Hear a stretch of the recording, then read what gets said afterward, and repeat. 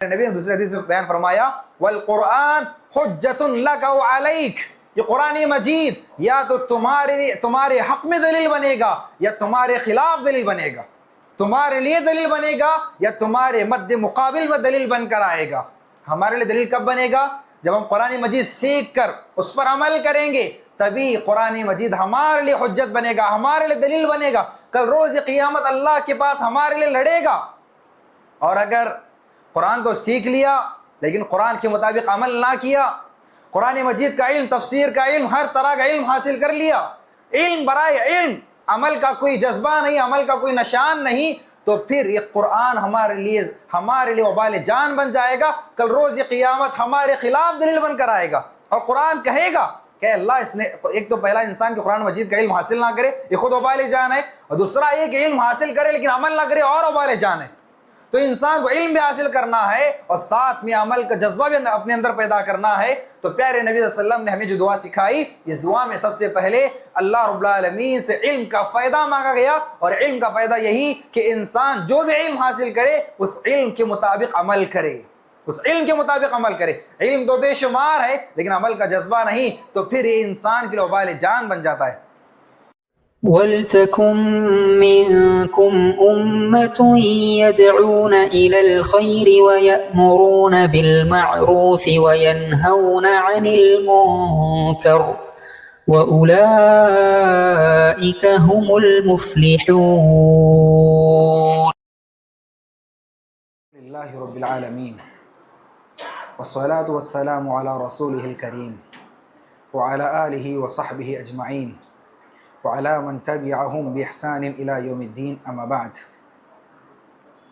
عن أبي هريرة رضي الله عنه قال قال رسول الله صلى الله عليه وسلم اللهم انفعني بما علمتني وعلمني ما ينفعني وزدني علما، رواہ الترمذی وابن ماجہ۔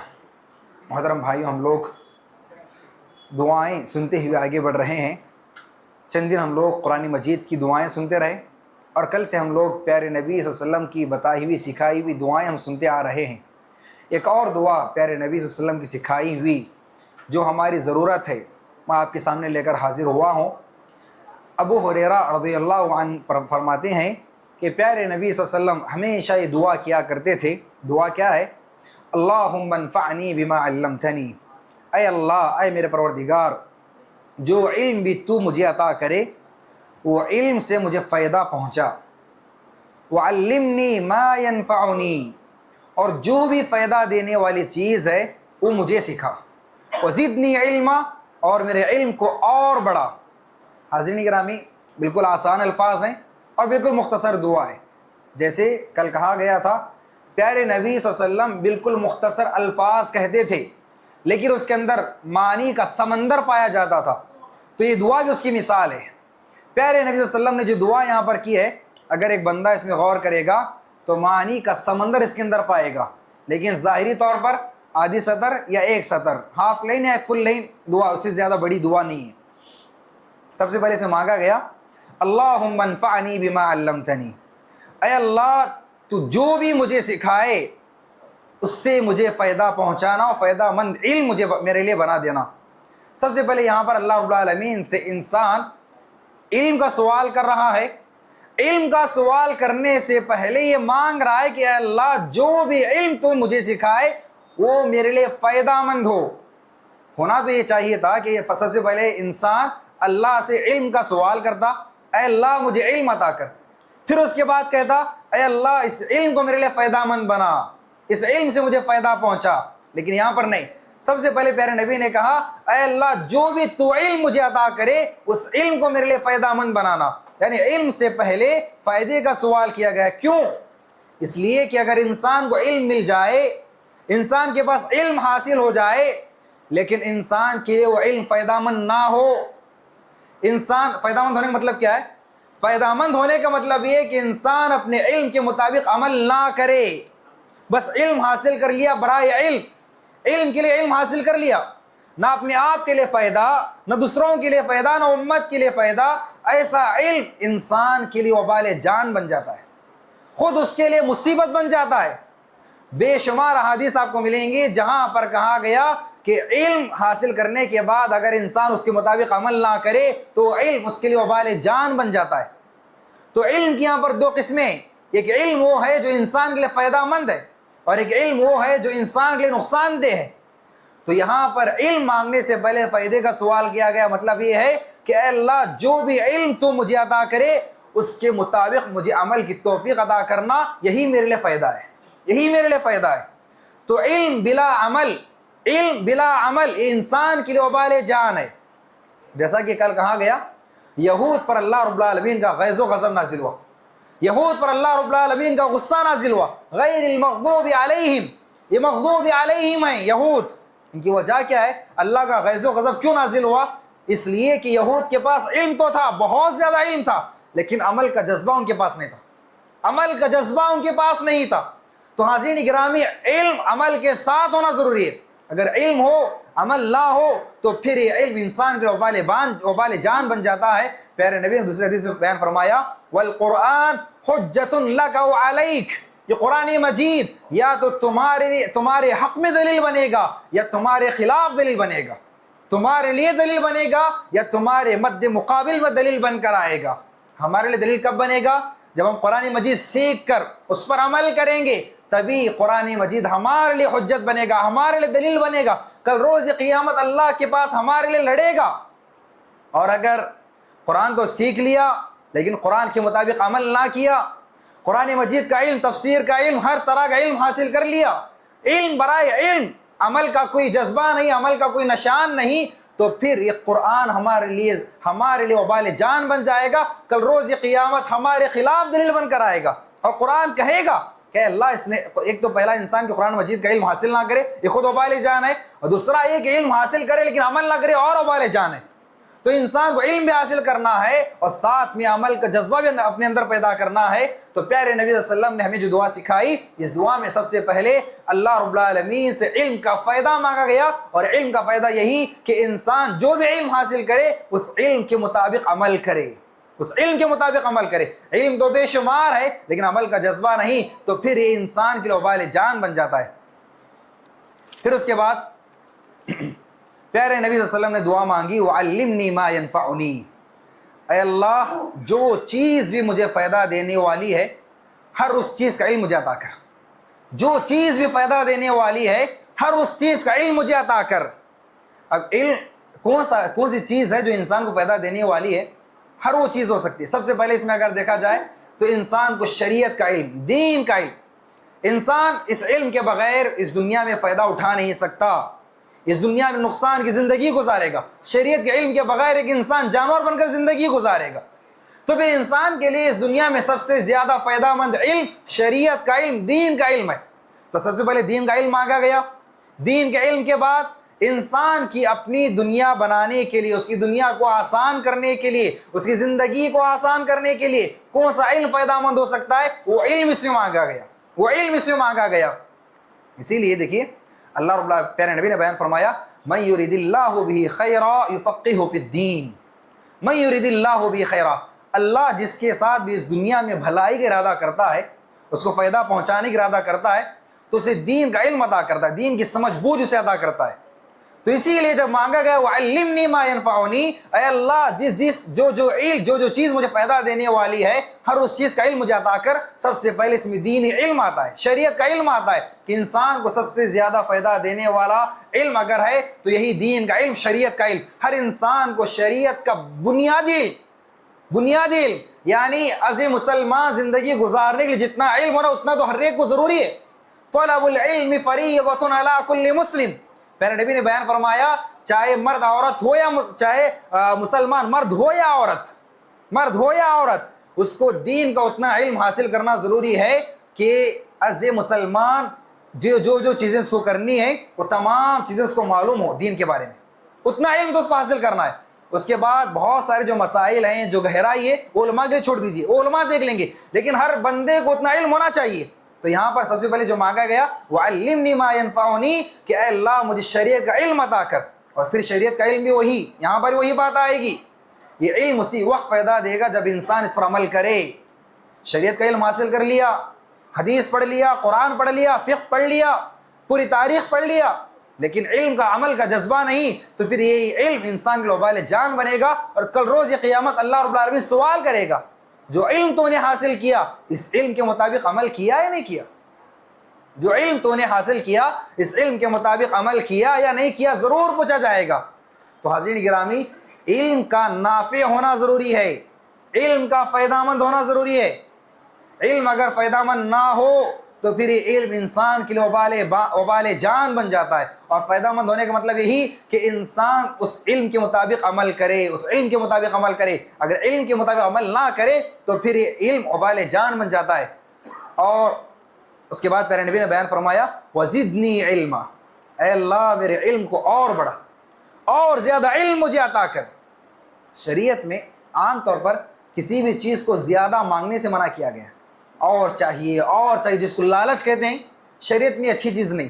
لالچ، حرص شریعت میں اچھی چیز نہیں، شریعت میں اس سے منع کیا گیا، لالچ سے، حرص سے منع کیا گیا ہے۔ لیکن علم ایک چیز ہے جہاں پر اور زیادہ مانگنے کا حکم دیا گیا۔ وَقُلْ رَبِّ زِدْنِي عِلْمًا، قرآن مجید میں کہا گیا، اور یہاں پر بھی حدیث میں وَزِدْنِي عِلْمًا، اے اللہ مجھے اور علم عطا کر۔ تو یہاں پر یہ پیغام میں دیا جا رہا ہے کہ جو چیز بھی انسان کو فائدہ دینے والی ہے اس دنیا اور آخرت میں، اس چیز کو انسان زیادہ سے زیادہ مانگ سکتا ہے، زیادہ سے زیادہ حاصل کر سکتا ہے، اور سب سے زیادہ جو فائدہ دینے والی چیز ہے وہ علم ہے، اس دنیا اور آخرت میں، اس دنیا اور آخرت میں۔ تو یہ جو لالچ ہے، حرص ہے، علم کے باب میں جائز، علم کے باب میں جائز۔ انسان جتنا چاہے مانگے، جتنی چاہے حرص کرے، اور جتنا چاہے حاصل کرے، علم کے باب میں بالکل دروازہ کھلا ہے، جتنا علم حاصل کرنا چاہے کر سکتا ہے۔ تو حاضرین گرامی، اس میں بہت ساری اہم باتیں جو بیان کی گئی، اللہم انفعنی بما علمتنی وعلمنی ما ینفعنی وزدنی علما، اے اللہ تعالیٰ جو علم بھی تو مجھے سکھائے اس علم سے مجھے فائدہ پہنچانا، وعلمنی ما ینفعنی، اور جو فائدہ دینے والا علم ہے وہ تمام مجھے سکھانا، وزدنی علما، اور میرے علم کو اور بڑھانا۔ یہاں پر ایک اور بات جو نوٹ کرنے کی ہے، اللہ رب العالمین سے علم مانگا جا رہا ہے، اللہ رب العالمین سے علم۔ تو یہاں پر یہ بات ہمارے سامنے کلیئر ہونی چاہیے کہ علم، اس کا مرکز، اس کا محور اللہ رب العالمین ہے، پورے کا پورا علم اللہ رب العالمین کو ہے۔ اللہ جس کو چاہتا ہے تھوڑا تھوڑا علم عطا کرتا ہے، تھوڑا تھوڑا علم عطا کرتا ہے۔ کبھی انسان بہت زیادہ پڑھ لینے کے بعد پی ایچ ڈی ہولڈر بن گیا، بہت سارا علم حاصل کر لیا، اب سمجھتا ہے کہ مجھے اللہ کی ضرورت نہیں ہے۔ یہ انسان کا غرور ہے، یہ انسان کا غرور ہے۔ اور یاد رکھیے، جو بندہ صحیح علم حاصل کرتا ہے، جتنا زیادہ وہ علم حاصل کرے گا اسی قدر جھکے گا اللہ کے آگے، اپنے آپ کو کمتر سمجھے گا۔ اور جو بندہ فائدہ مند علم حاصل نہیں کرتا، بس اوپری علم حاصل کرتا ہے، وہ اپنے آپ کو سمجھتا ہے کہ میں نے بہت زیادہ علم حاصل کر لیا، اور اپنے آپ کو اللہ سے بے نیاز سمجھنے لگتا ہے۔ نہیں، غلط ہے۔ ہمیشہ یاد رکھیں، علم دینے والی ذات اللہ رب العالمین کی، علم دینے والی ذات اللہ رب العالمین کی، تو ہمیں اللہ رب العالمین کے آگے جھکنا اور اسی سے مانگنا ہے۔ اور جو علم ہمیں ملا ہے، ہمیں اس علم کو اللہ کی طرف منسوب کرنا ہے کہ یہ علم مجھے اللہ رب العالمین نے عطا کیا ہے، اس میں میرا کوئی کمال نہیں۔ پڑھنے والے تو بے شمار تھے، پڑھنے والے بے شمار تھے، لیکن ان تمام میں اللہ نے مجھے علم حاصل کرنے کی توفیق عطا کی، علم مجھے عطا کیا، تو یہ اللہ کا مجھ پر رحم و کرم ہے۔ ورنہ پڑھنے والے تو بے شمار، ہزاروں اسٹوڈنٹ پڑھتے ہیں، لیکن اس میں کامیاب سکسیسفل کتنے ہیں؟ انگلیوں میں گن سکتے ہیں۔ تو یہ اللہ رب العالمین کا رحم و کرم ہے انسان پر، تو انسان کو ہمیشہ اللہ کے آگے جھکنا چاہیے اور اسی سے مانگنا چاہیے۔ علم کے لیے ابن قیم رحمہ اللہ، علماء سلف میں سے ابن القیم رحمہ اللہ ایک بہت بڑا عالم دین گزرے ہیں۔ ابن تیمیہ رحمہ اللہ کے شاگرد ابن القیم بے شمار کتابیں انہوں نے لکھی، اور کہ علم کے بارے میں اگر کہنا چاہے تو ہمارے پاس الفاظ نہیں۔ ابن القیم رحمہ اللہ، انہوں نے علم کے بارے میں 6 باتیں بیان کی ہیں، علم کے مراتب کے بارے میں۔ علم حاصل کرنا ہو تو انسان کے اندر کیا کیا چیزیں ہونی چاہیے۔ پہلی چیز بیان کرتے ہیں حسن السوال۔ انسان کے لیے علم حاصل کرنے کے لیے سوال کرنا ضروری ہے۔ سوال کرے بغیر انسان علم حاصل نہیں کر سکتا، اور سوال بھی ایسا سوال نہیں، اچھا سوال، علم حاصل کرنے کے لیے سوال کرنا۔ تو سوال کیے بغیر انسان علم حاصل نہیں کرتا، پوچھے بغیر علم آتا نہیں۔ انسان جب تک پوچھے گا نہیں تب تک اس کو علم ملے گا نہیں، اور پوچھنا بھی اچھے طریقے سے۔ حسن السوال پہلی چیز۔ دوسری چیز حسن الانصات والاستماع۔ دوسری چیز یہ ہے کہ انسان کے سامنے سوال ہونے کے بعد جب جواب دیا جا رہا ہو، اس کے سامنے علم پیش کیا جا رہا ہو، تو انسان اچھی طرح خاموش بیٹھ کر پوری توجہ کے ساتھ سنے، पूरी तवज्जो के साथ सुने। अगर इंसान तवज्जो के साथ नहीं सुनेगा, यहाँ बैठा हुआ है, दिमाग कहीं और है, या फिर सामने वाले बोल रहे हैं, वो अपनी अपनी बातों में मशगूल हैं जी, तो फिर ऐसा बंदा कभी इल्म हासिल नहीं करेगा। सब दूसरी चीज़ है खामोशी के साथ तवज्जो के साथ सुनना। और तीसरी चीज़ जो बयान करते हैं हुस्नुल फहम। हुस्नुल फहम यानी जो चीज़ आपके सामने बयान की गई उसको अच्छी तरह समझना, अंडरस्टैंडिंग। जो भी आपके सामने बयान किया जा रहा है अच्छी तरह उसको समझने की कोशिश करना, उसको कैच करने की कोशिश करना। चौथी चीज़ बयान करते हैं अल-हिफ्ज़। अल-हिफ्ज़ यानी आपने सुन लिया, समझ लिया, आप उसको याद कर लीजिए, अपने जहन में उसको लिख लीजिए। कापियों में लिखने वाले बेशुमार मिल जाएंगे, कापी गई इल्म गया। आपको अपने जहन में लिखना, अपने दिल और दिमाग में लिखना है। और पांचवी चीज़ अत-तालीम। आप सुन भी चुके, समझ भी चुके, याद कर भी चुके, अब आपकी जिम्मेदारी है, अगर आप इल्म को बाकी रखना चाहते हैं, उस इल्म को दूसरों तक पहुंचाना है। तालीम, टीचिंग, पढ़ाना। जब तक इंसान इल्म को दूसरों तक पहुंचाएगा नहीं, तब तक वो इल्म उसके पास बाकी नहीं रहेगा। दुनिया में बेशुमार चीज़ें हैं, अगर इंसान बांटेगा तो ख़त्म हो जाएंगी, दूसरों को देगा तो ख़त्म हो जाएंगी। इल्म एक ऐसी चीज़ है, अल्लाह रब्बुल आलमीन ने इल्म को ऐसा बनाया है कि जितना बांटोगे उतना बढ़ेगा, जितना दूसरों को दोगे उतना ज़्यादा और बढ़ेगा। तो ज्ञान बांटने से ख़त्म नहीं होता, ज्ञान और बढ़ता है। इल्म तो इंसान को बांटना चाहिए, दूसरों को पहुँचाना चाहिए, ये कभी ख़त्म होने वाला इल्म नहीं। और तीसरी चीज़ जो असल है, छठी चीज़ जो आखिरी चीज़ असल है, वो है अमल। अमल, इंसान इल्म हासिल करा, दूसरों को पहुंचा भी दिया, अगर अमल ना करे तो फिर इससे बड़ा नुकसान उठाना कोई आदमी नहीं। उलमाए सलफ बार बार दुआ किया कर। दुआ कौन सी है? अल्लाहुम्मा ला तजअलनी इबरतन लिगैरी वला तजअल अहदन असअद बिमा अल्लमतनी मिन्नी। ऐ अल्लाह, मुझे दूसरों के लिए इबरत ना बनाना, दूसरों के लिए मुझे इबरत ना बनाना, लेसन ना बनाना। वला तजअल अहदन असअद बिमा अल्लमतनी मिन्नी, और कभी ऐसा ना हो कि एक बंदे को मैंने इल्म सिखाया और उस मेरे पास इल्म हासिल करके वो मेरे से ज़्यादा नेकी करने लगा और मैं उससे कम नेकी करने लगूं। ऐ अल्लाह, मेरी ज़िंदगी में ऐसा मौका कभी ना लाना। यानी इल्म मेरे से सीख कर एक बंदा नेकियों में आगे बढ़ रहा है और इल्म मैं देकर मैं नेकियों में पीछे हो रहा हूँ। ऐ अल्लाह, ऐसा मौका कभी मेरी ज़िंदगी में ना आए। हमारे उलमाए सलफ़ी दुआ किया करते थे, और ख़ास तौर के इब्न क़य्यिम रहमतुल्लाह के जो उस्ताद इब्न तैमिया रहमतुल्लाह, उनके बारे में दुआ नकल की गई है। तो इंसान को चाहिए कि इंसान अपने इल्म के मुताबिक पहले अमल करे, पहले अमल करे। अब यहाँ पर एक और मसला आता है उलमा के बारे में, या फिर जो दीन इल्म पहुँचाने वाले हैं, जिनके पास दीन इल्म है। अब जो बात भी वो बयान करते हैं, क्या हर बात पर अमल करना ज़रूरी है? बार बार वो आयत पढ़ते हैं, या अय्युहल्लज़ीना आमनू लिमा तक़ूलूना मा ला तफ़अलून। ईमान वालों, तुम ऐसी बातें क्यों कहते हो जो दूसरों को, जो तुम खुद नहीं करते दूसरों को कहते हो? पहले तुम खुद करो और बाद में कहो, दूसरों को पैगाम पहुंचाओ। तो यहाँ पर ये सवाल लोगों के जहनों में आता है, तो क्या एक इमाम, एक खतीब लोगों के सामने जितनी बातें बयान करता है, उन तमाम बातों पर पहले अमल करे और बात पहुंचाए? और अगर वो अमल नहीं कर रहा और पहुंचा रहा तो गलत कर रहा है? तो यहाँ पर देखिए, जो उलमा होते हैं, जो अंबिया के वारिसीन होते हैं, उन पर दो जिम्मेदारियाँ, पहली जिम्मेदारी ये है कि वो जो कर रहे हैं, वो जो कह रहे हैं, वो खुद करें, ठीक। और दूसरी जिम्मेदारी दूसरों तक पहुंचाएं, दूसरी जिम्मेदारी दूसरों तक पहुंचाना। अगर उलमा इस चक्कर में पड़ जाएं कि जो भी मैं कहूंगा पूरा मैं करके दूसरों को पहुंचाऊंगा, तो फिर बहुत सारी बातें लोगों को मालूम नहीं होंगी। यहां पर दोनों चीजें फौत हो जाएंगी, दोनों चीजें खत्म हो जाएंगी। ना खुद कर रहे हैं ना दूसरों तक पहुंचा रहे हैं, दोनों जिम्मेदारियां अदा नहीं हो रही। इसीलिए उलमाए किराम ने यहां पर नुक्ता बयान किया कि एक आलिम अपनी ताकत के हिसाब से जितना अमल कर सकता उतना अमल करेगा, और लेकिन उसके पास जो इल्म है लोगों तक जरूर पहुंचाएगा। अगरचे उसके मुताबिक अमल ना करे, लेकिन अपनी ताकत के मुताबिक जरूर अमल करना, उसको करना चाहिए। तो यहां पर ये बात क्लियर होनी चाहिए, एक आलिम पर दो जिम्मेदारियां होती हैं, एक दूसरों तक पहुंचाना, दूसरा खुद अमल करना। अगर खुद अमल ना करने के चक्कर में दूसरों तक ना पहुंचाए तो दोनों दो फराइज यहां पर मिस हो रहे हैं। तो एक आलिम की जिम्मेदारी ये होती है, इसीलिए अपनी ताकत के मुताबिक जितना अमल कर सकता है अमल करता है, और जिन पर अमल नहीं कर सकता बस पहुंचा सकता है पहुंचाने की कोशिश करता है, ताकि कम से कम एक फरीजा तो अदा हो जाए।